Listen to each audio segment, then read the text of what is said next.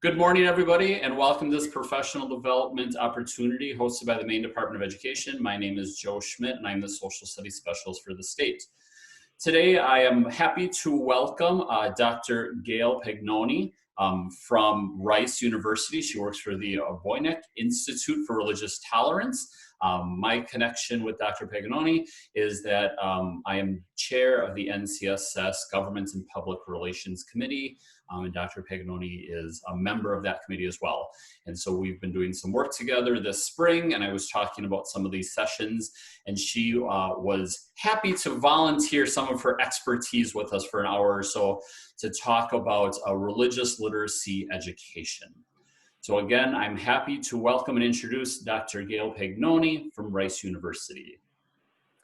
Thank you so very much, Joe. I'm delighted to be with Maine educators, thrilled to be with social studies, like-minded folks. So I'm here to share my work in religious literacy education.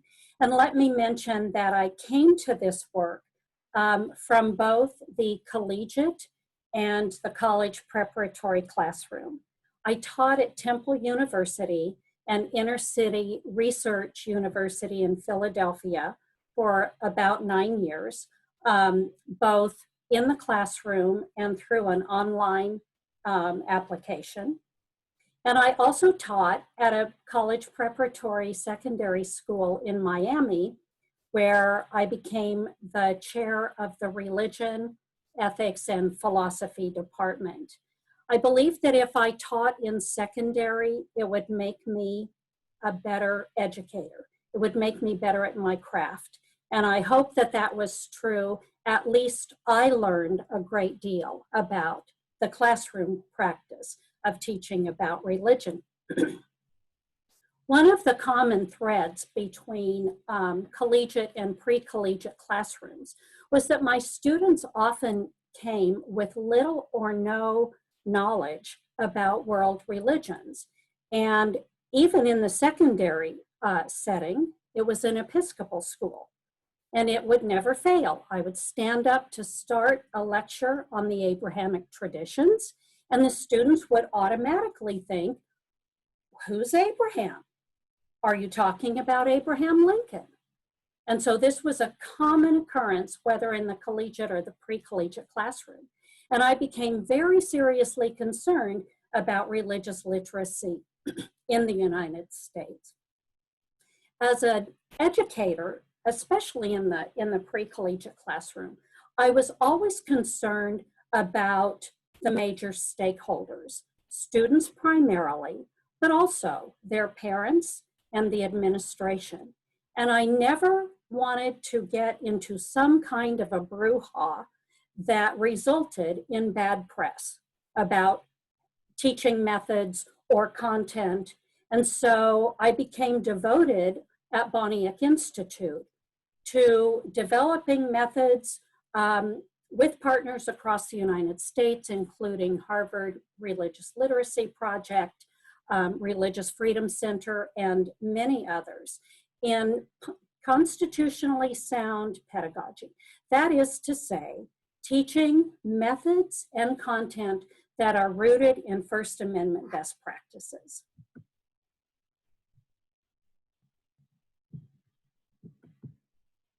And I've just gotten a new computer, so please bear with me here.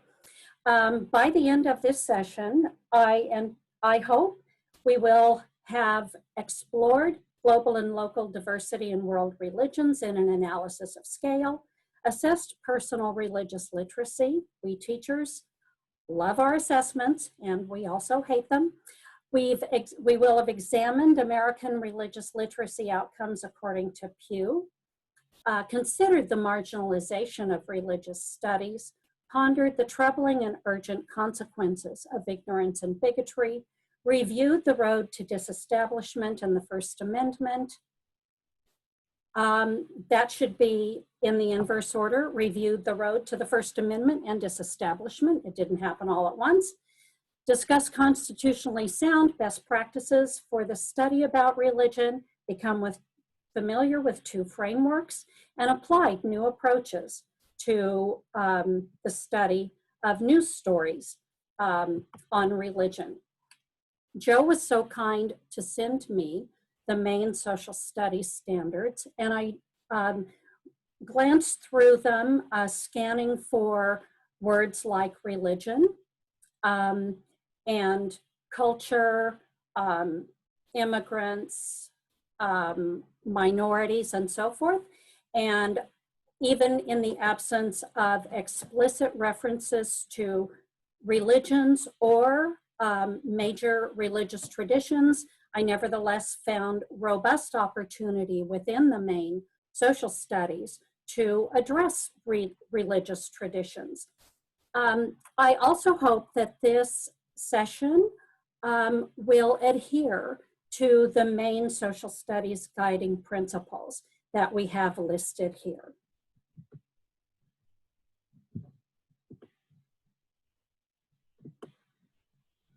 Now, we're going to explore first diversity in world religions, and why does this matter?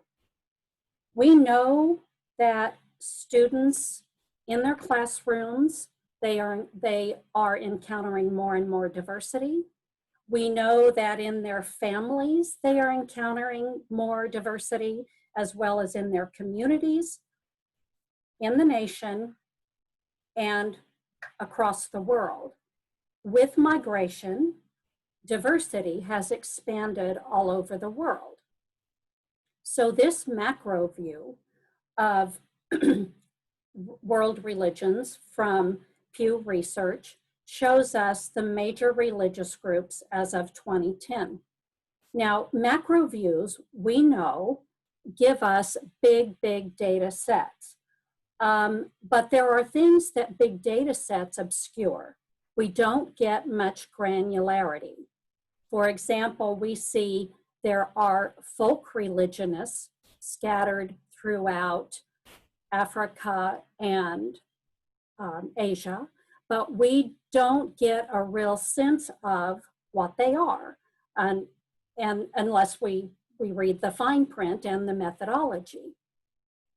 So that's one example of the way these things are obscured. Also, we don't see folk religionists when in fact we know in the United States there are Native American and indigenous traditions. And I want to give a shout out to Maine and their inclusion of Native American traditions throughout the standards. That isn't something in my practice that I have seen as robust as Maine utilizes. So that's a look at diversity in world religions, and it's fun to give these maps and pie charts to students and have them fill out the major distributions without the key, of course. Next, let's take a look at the United States. So we've done global. Now we'll take a look at the major groups in the United States. Here we actually see some differentiation. However, you'll notice that the largest reporting groups in the United States are all Christian denominations. Now that's not a big surprise given the history of the United States. But these are the major groups in the US. And in fact, it's been reported by David Barrett that there might be somewhere around 33,000 Protestant denominations that have come and gone since the Reformation. And so that kind of granularity is only accessed through a global encyclopedia on religion, which Dr. Barrett actually wrote. All right, so the other thing this map shows us, whoops, my view of Maine is obscured. There we go. Okay, this map shows us major groups that give us some ideas about history. Why is the Southern Baptist Convention all located overwhelmingly in the American South?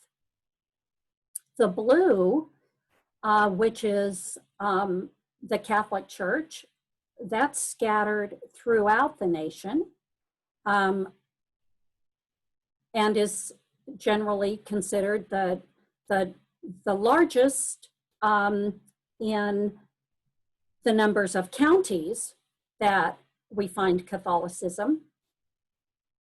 And that's surprising to a lot of folks, that there are that many Catholic counties in the United States. And then we see the Mormon tradition. We know this group officially as the Church of Jesus Christ of Latter-day Saints, and they're in what's called the Mormon Corridor of the Rocky Mountain West.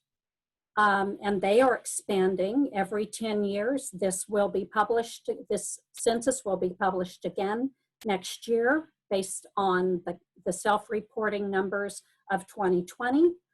And then in the upper Midwest, we see the Lutheran tradition.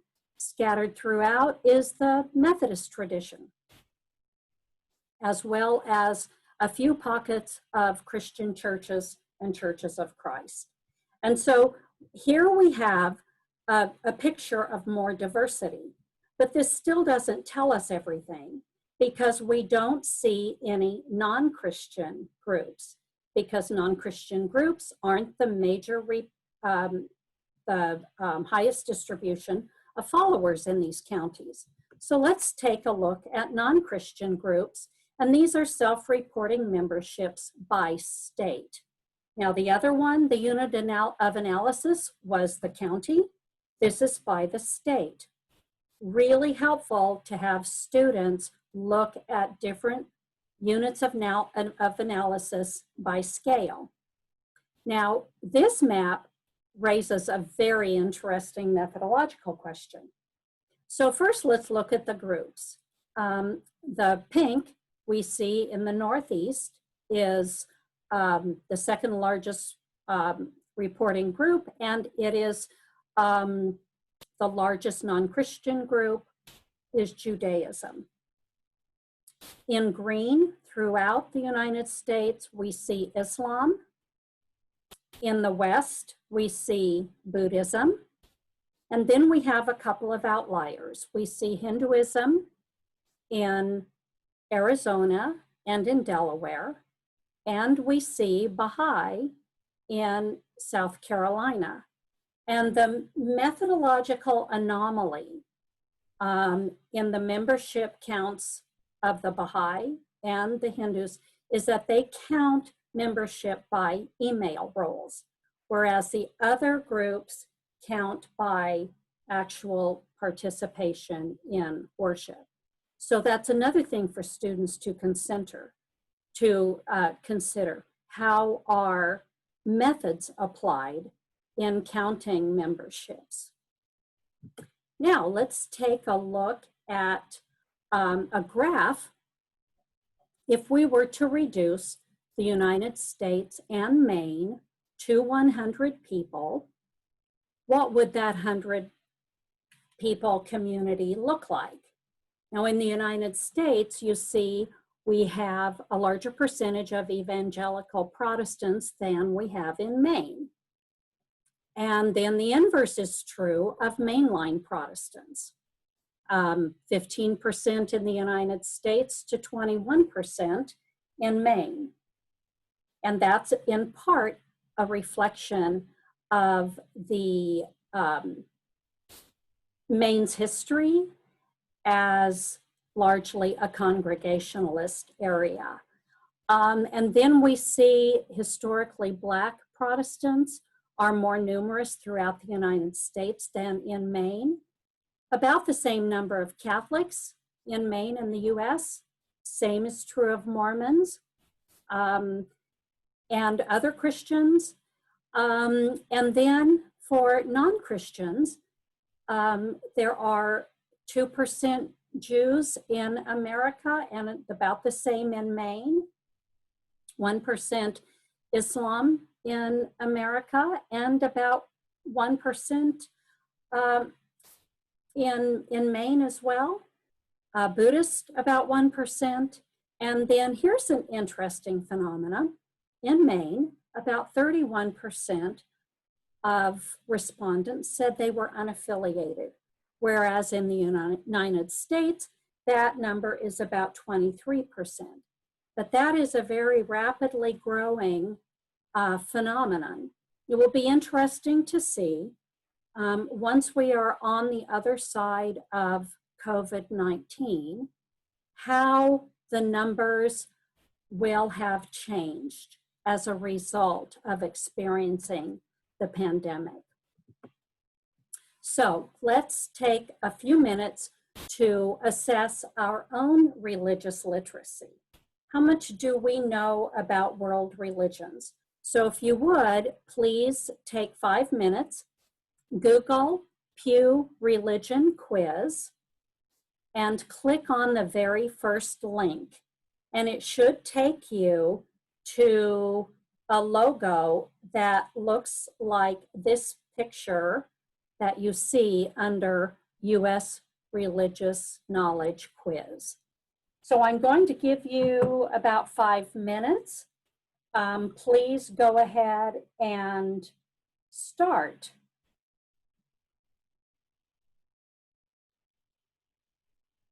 If you'd like to scroll down, if you haven't already, you can see how your score compares to the national average. And it's disaggregated by question, and then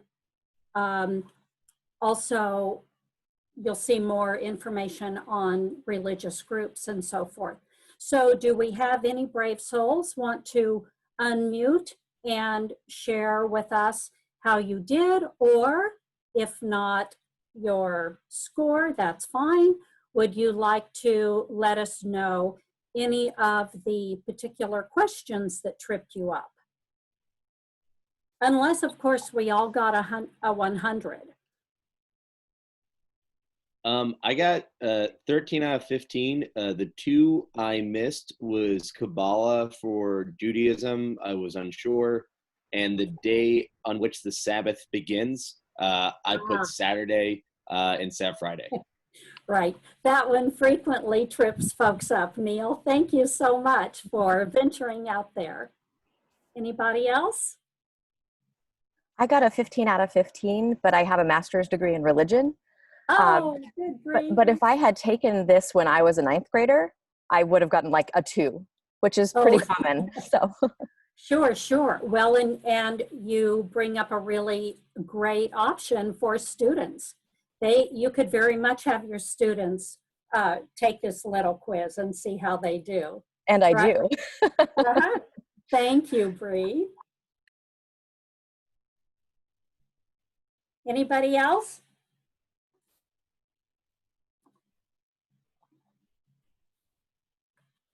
Okay, thank you so much. So let's take a look at the analysis by Pew, and they found that the groups that score above 60 are Jews, atheists, and agnostics. Any ideas about why that might be? Why would those groups score the best? Happy to entertain any ideas from you.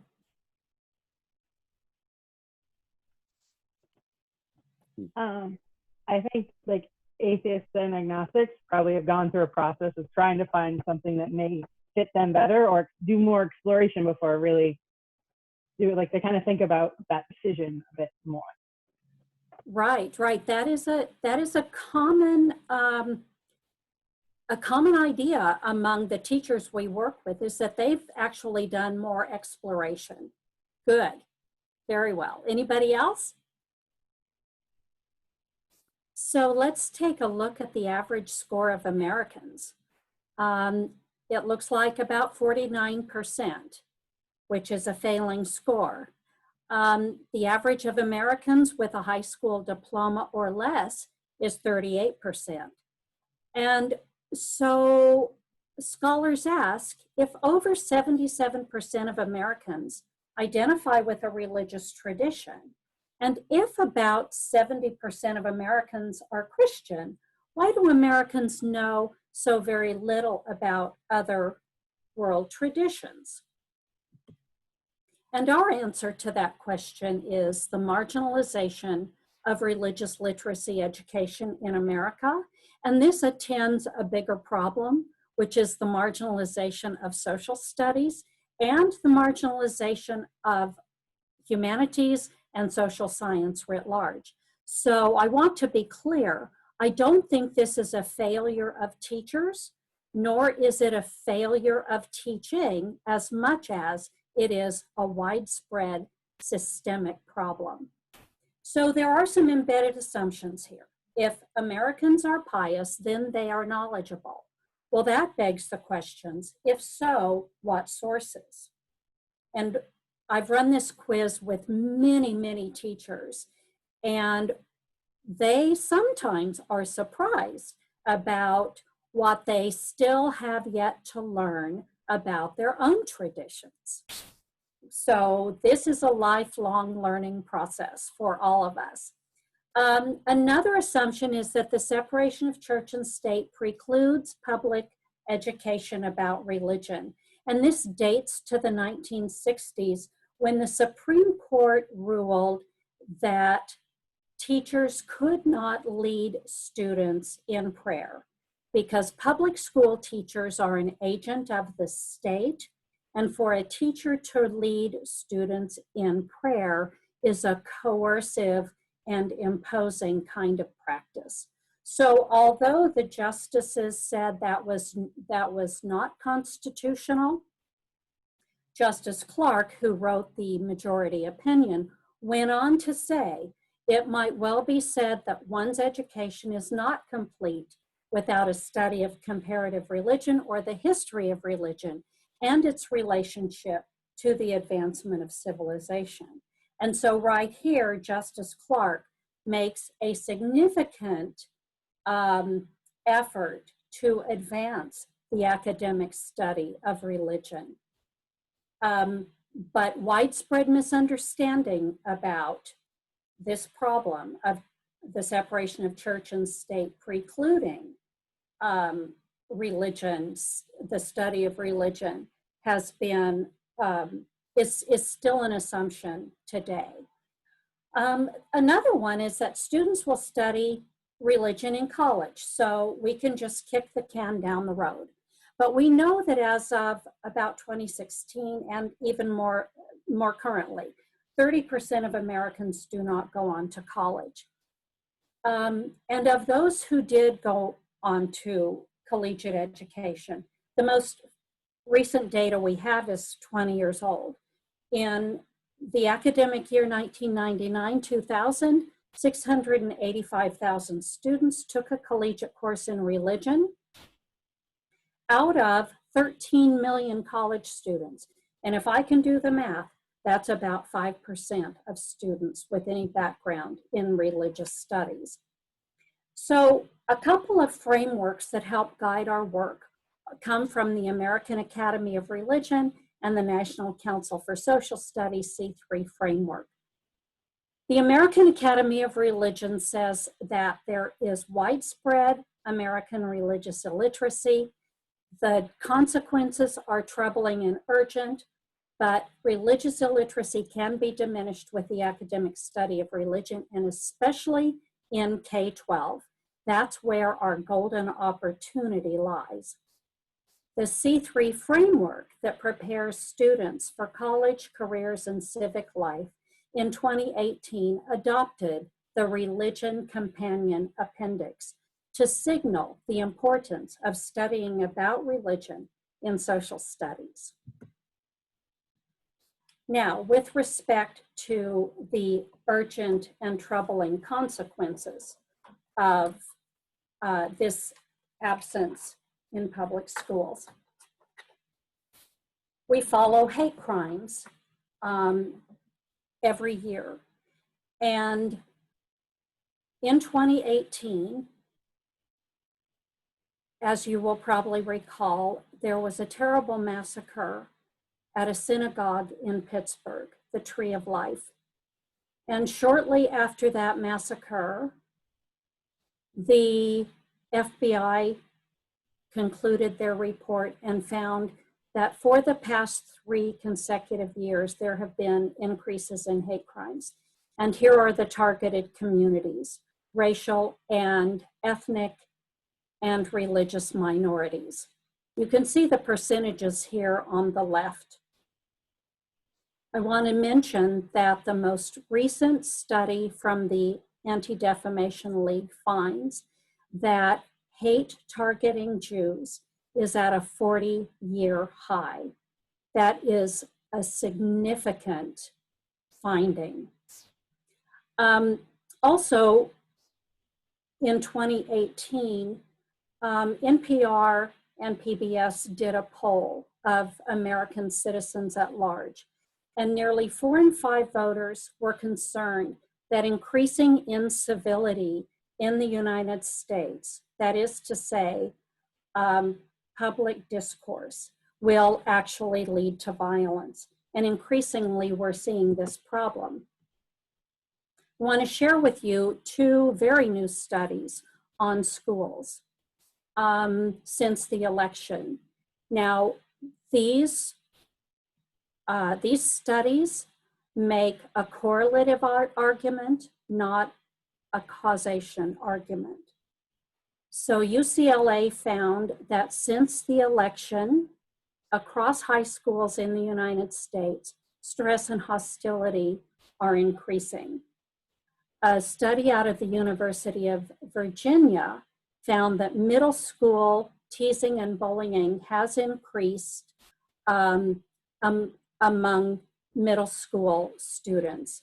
And so this is a problem that is really knocking on our door and gives us an opportunity. So as I mentioned, the First Amendment gives us the groundwork on which we can study the academics of religion in the public classroom. But the First Amendment, we know, didn't just drop out of the sky. There was a long road to disestablishment, and in fact, a living laboratory of colonial experimentation in religious freedom. We know that the First Amendment draws heavily from the Virginia Statute of Religious Freedom, penned by Thomas Jefferson in 1786. And on the eve of the Bill of Rights, 1791, there was significant religious diversity in the colonies at the time. And here we see Episcopalian, Presbyterian, Baptist, Congregationalist, and Quaker, Lutheran, Methodist, Dutch Reform, Roman Catholic, and German Reform. But again, this macro look at colonial religious diversity is all Christian diversity. There were also Native American traditions. There were the traditions of the enslaved, including Afro-inspired indigenous traditions as well as Islam. It's reported that about 20% of the enslaved were Muslim practitioners, and there is also no evidence in this count of the Jewish tradition. So this diversity, nevertheless, begs a real question on the eve of the Bill of Rights, and that is, what were the constitutional framers to do about establishing, or not, a state religion for what would become the United States? And it's interesting to have students ponder and discuss that particular question based on this kind of colonial religious diversity. What were the framers to do? If they established a religion, whose religion would it be? And what would the consequences be? Now, we know that this living laboratory did not result in overnight disestablishment. At the federal level, there was no state religion, but each of the young states in America were able to disestablish at their own pace. We know that Maine disestablished in 1820, and New Hampshire was the last to fully disestablish in 1877, when they erased from their constitution that to hold public office, one would have to be a Protestant. So let's take a look at First Amendment principles that help us think about engaging students in civil society. The separation of church and state is a principle that emerges out of the First Amendment. Actually, the letter to the Danbury Baptists by Thomas Jefferson. Freedom of and or from religion, a reciprocity of freedoms. In other words, if religious freedom and exercise is good for me, then what about for the other? A parity or equality or equity for religions in the United States, and pluralism or the peaceful coexistence of religions in the United States. And these principles have helped build for a civil society and widespread religious freedom. So now I want to share with you a matrix that we give to all our participating teachers that we have derived from the American Academy of Religion and the Harvard Religious Literacy Project competencies. And we call this a teaching and learning practice.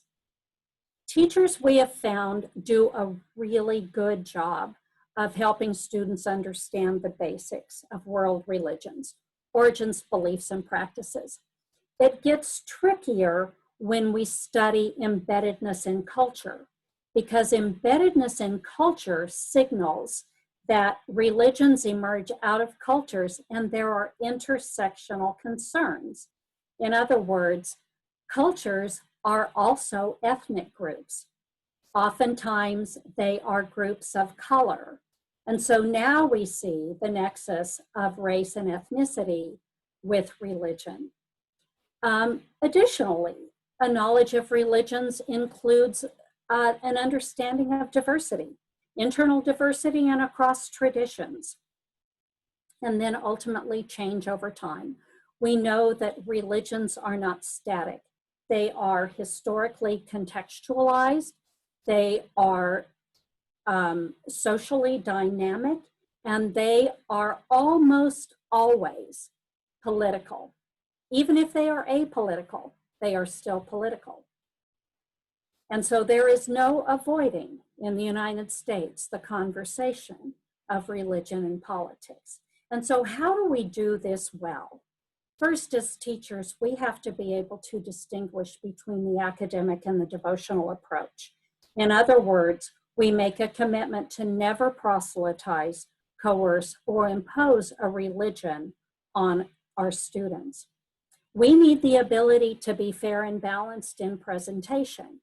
And that means parity across traditions and to be as neutral in presentation as we can be. In other words, not to advantage or disadvantage any one tradition.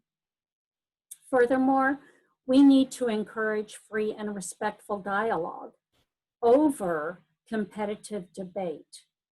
If we remind students that dialogue is for the sake of understanding and not for the sake of winning, then we are more likely to have a civil dialogue over religion and politics.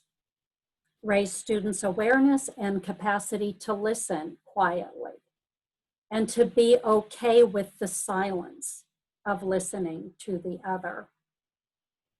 Manage diversity and disagreements. Again, this is about understanding, not winning a debate. And finally, not to discourage a student's free expression of religion, but not to coax them to express their religion. It has to be entirely voluntary. And remind students that it's legitimate to hold paradoxical thoughts in one's mind. It can be a sign of critical and advanced intellectual processes to hold contradictions in mind and to weigh them. Finally, I would suggest, if you haven't already, you might be interested to watch the TED Talk, The Danger of a Single Story by Adichie, and share this with your students. It's about 15 minutes or so, and it really helps us think about when students discuss their religions in the classroom, that they cannot speak for an entire tradition. They cannot speak for 2 billion Christians. They cannot speak for a billion Muslims. And so a student may be very willing to share their tradition, and that's to be encouraged, but contextualize that and qualify that within internal diversity of religions. So here are a couple of models for helping our students understand religion. The one on the left is really a sociological model and a historical model. We know that religions are embedded in culture, and these are intersectional phenomena. They are internally diverse, and they change over time. The one on the right can be used to analyze even smaller groups anthropologically, and the way that adherents to a religion believe in concert with one another, behave or engage in ritual practices together, and this all together gives them a sense of belonging. Now, keep in mind that the Venn diagram provides us with the contours of religious boundaries. And religious boundaries, depending on the religious group, will have a set of beliefs and ritual practices that are required for belonging. My own research is on the Church of Jesus Christ of Latter-day Saints, and they have some strict parameters for the temple Mormons who engage the deep theological practices of the church. And the hierarchy of the church enforces those boundaries. And so this model helps us to understand large groups and small groups and individual beliefs, behavior, and belonging. So now let's look at how we could apply the belief, behavior, and belonging Venn diagram to a current story in religion in the United States. Here we have a picture of policemen kneeling before protesters who are protesting around the nation and around the world for racial justice and humane policing reform. This is taken from the Religion News Service, and it'd be fascinating to share this picture with your students and ask them, where in this picture do you see religion? And see what they come up with. Now, I'm going to share with you the first page of this story. I'm going to show how I've color-coded the Venn diagram to be found, which is found inside the story on that particular photograph. The headline is, "Thousands of police officers are taking a knee. will it make a difference? And so it may be that you will have had students who said, oh, kneeling is a form of religion. People kneel sometimes in religions, and that would be spot on. And so I just picked out with a real quick text analysis and comported the analysis to the different colors in the Venn diagram. So here we see law enforcement agents took a knee. So that was a behavior. It could even be said in religions, it is a ritual behavior. In a symbol of solidarity with the protesters, that is a signal that we belong in community together. And then if you look down at the third paragraph, in Christianity and Islam specifically, kneeling is a sign of veneration meant to express devotion, humility, and supplication toward God. That could be an expression of belief. It's also a ritual behavior that could be color-coded either way. And then Luke Bretherton, professor of moral and political theology at Duke Divinity, says, we get our social, I'm inserting the word social, grammar of it from religious frames of reference. And so when there's kneeling, oftentimes it's understood to be a supplication,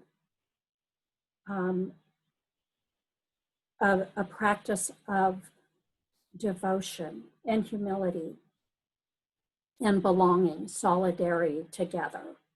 And so this is one way you can utilize contemporary events and have students apply a model with color coding.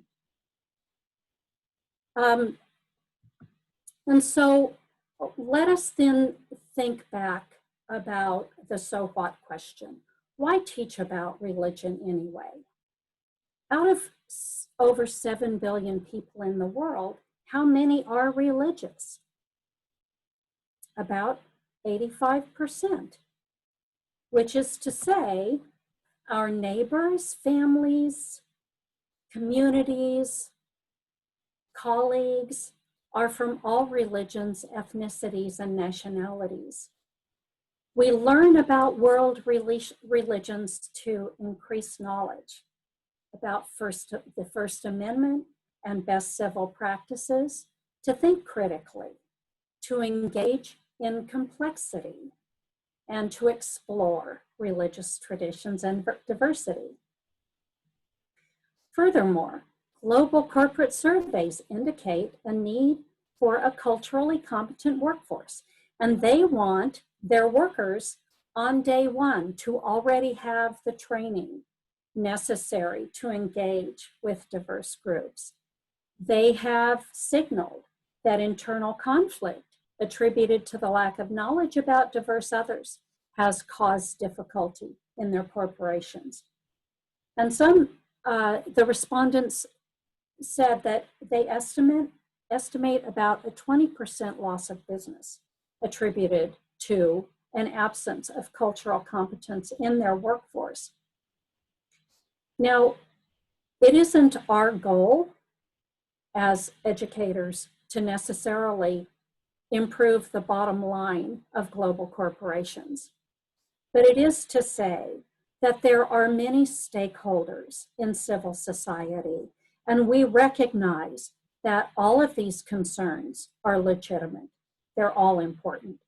Finally, we want to build democratic civil society through engaging global citizens, promote intellectual curiosity and humility, to appreciate the relevance of religion. Again, not to lobby for a particular belief system, but to appreciate that 85% of global people adhere to some religion.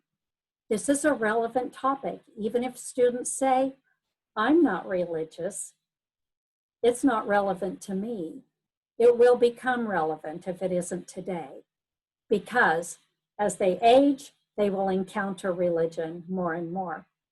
to humanize the religious other as a legitimate identity, to encourage getting to know diverse people, and to promote religious pluralism, to foster a tolerant, just, and more peaceful world.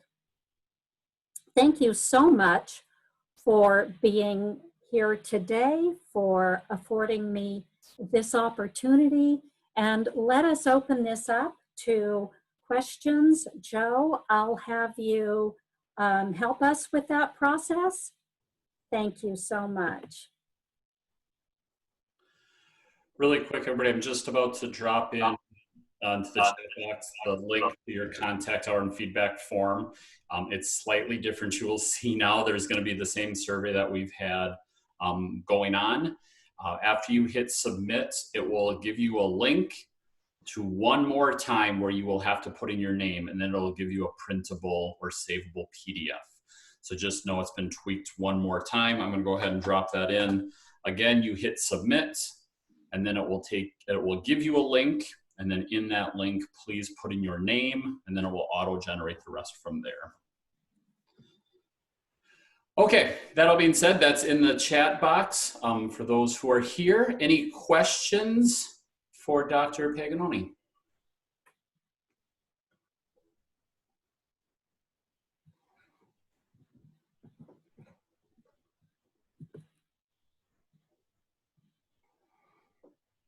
You can unmute yourself or go ahead and put it into the chat box.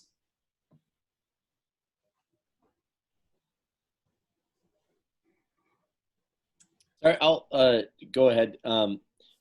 First off, thank you so much for taking time to speak with us today on such an important topic. The worry of controversy shouldn't keep us from delving into this really important matter. One thing I'm curious about is how to best engage with families who do express concern about religions being talked about. You know, it's just like kind of an example. If you're teaching AP World History, you obviously need to delve a lot into Islam.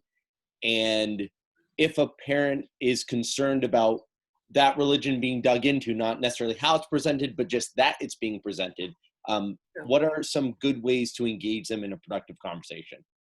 That's a really important question, and we've encountered this across the nation, Neil. And it's a very salient question here in Texas. So what in Texas, like world history AP standards, Islam, along with the other 8 major traditions or so, 7 or 8, is written explicitly into the standards. And so that's the very first thing, is that our state standards require it. And so we have to do this. Some districts have gone so far as to send parents a letter. So kind of a heads up. Here's what we're doing. Here's why, based on First Amendment best practices and based on state standards, we must include all religions in a fair and balanced and equitable way. And so we will be teaching all students about Islam as well as Christianity and Islam, or pardon, Hinduism and all the major others. Now, some districts will, and this is very localized. Some districts will let students opt out by parental request. But that does not absolve them of not knowing the content should it arise on an exam. So some districts have tried to thread the needle that way. As an educator, I think that defeats the purpose. If the whole point of learning about world religions is for the sake of eradicating ignorance and its urgent and troubling consequences, then I think an opt-out clause actually is counterproductive. But I'm not a school administrator. And so I can hold these competing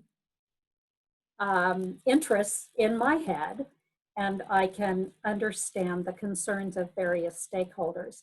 And that's not to cop out on the question, but it is to say that in the United States, where most education is under local control, then we have to be concerned for our local stakeholders.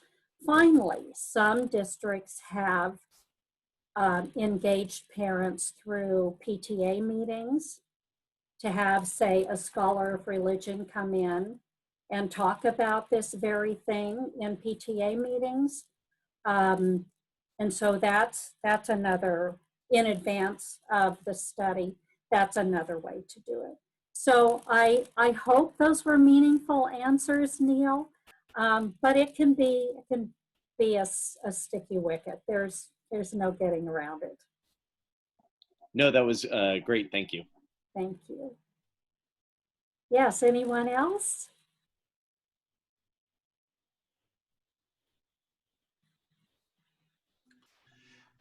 There is a question in the chat box. It says, any issues inviting religious leaders of various faiths into the schools for table discussions? Let me say it one more time, a little bit more coherently. Are there any issues inviting religious leaders of various faiths into schools for table discussions? That's another really excellent question. Again, I'm going to argue both sides of the answer. On the one hand, in interest of diversity across world traditions, yes, that might be meritorious.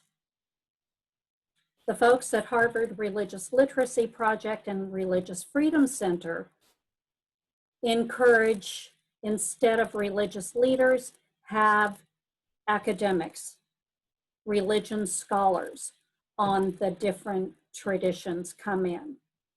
Because what could inadvertently happen, even though well-intended leaders would like to share their religious tradition and might do it in a constitutionally sound method, there's also the danger that a practitioner who hasn't been trained in the academic study of religion might cross the line between non-devotional and devotional approaches. So for example, if a local church leader comes in and from a Christian denomination and says, God is love, then that's a truth claim, and the academic study of religion does not adjudicate truth claims. We can study truth claims, but we can't impose a truth claim. Now, if that same church leader said, our church teaches that God is love, then that is okay. Let me give you an even better example. If that Christian leader comes in and says, all Christians believe in the Trinity, now we have a problem, because not all Christians believe in the Trinity. And so we've used a single story, the danger of a single story, to paint with a broad brush, right? All Christians believe in the Trinity. When in fact, that's not the case. And that's the danger of, that can be the danger of having church leaders. So we recommend have religion scholars who have expertise in their traditions come in and speak. Thank you. I hope that helped.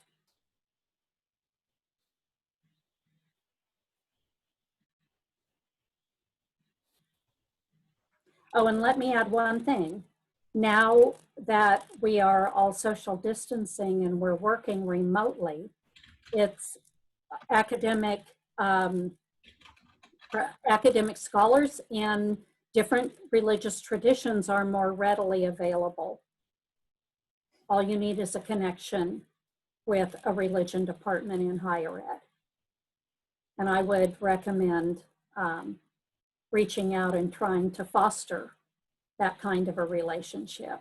That's what our work does. It bridges secondary and tertiary education. We train teachers utilizing the expertise of religion scholars from across universities in Houston.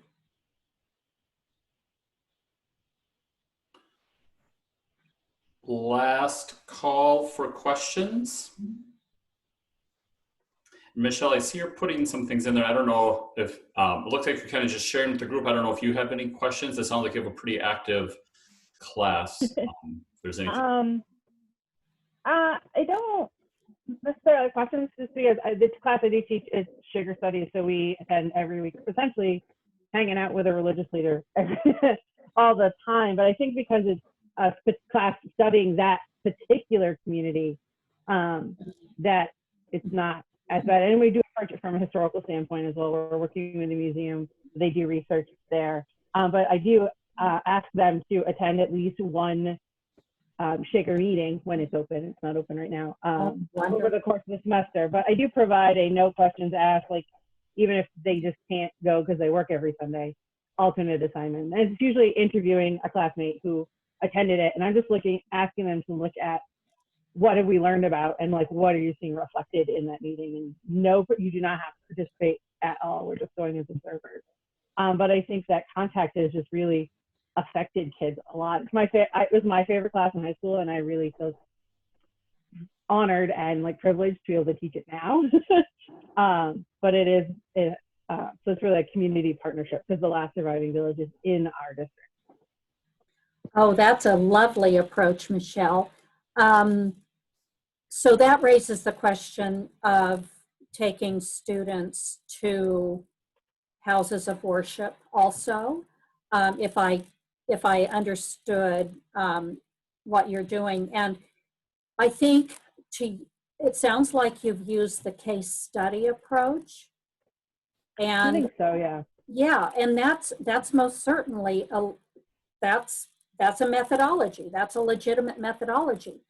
As long as you frame it that way, and your religious leader who's participating knows that you're framing it that way, and that you're going to look at the history of the group and so forth. The academic community is, we find, really on the fence about this very question. And where it breaks down just in pretty dramatic fashion is we actually saw this in a school where the students went to a local mosque and they knelt down. And so then they were attempting to replicate the ritual practice. And this question also comes up. Can we teach Buddhism and have our students meditate? I would caution against that, because it approximates the attempt at somebody else's ritual practice. Now, a lot of schools use meditation in a wellness class. And I think, if your district wants to do that, that's fine. But in my own classroom, if I were teaching Buddhism, I would never engage students in a public school in a practice of meditation within a study of religion, because it too closely approximates a practice. And that's where we can have a breakdown of boundaries around the line between the devotional and the non-devotional. But again, Michelle, it sounds like you're doing a really good job of framing. And I think if everybody's clear that you know, this is the intention. We're doing a case study and we're not practicing. And this is one group within a larger tradition. I think that it could be sound, but I think it's going to be a very local decision.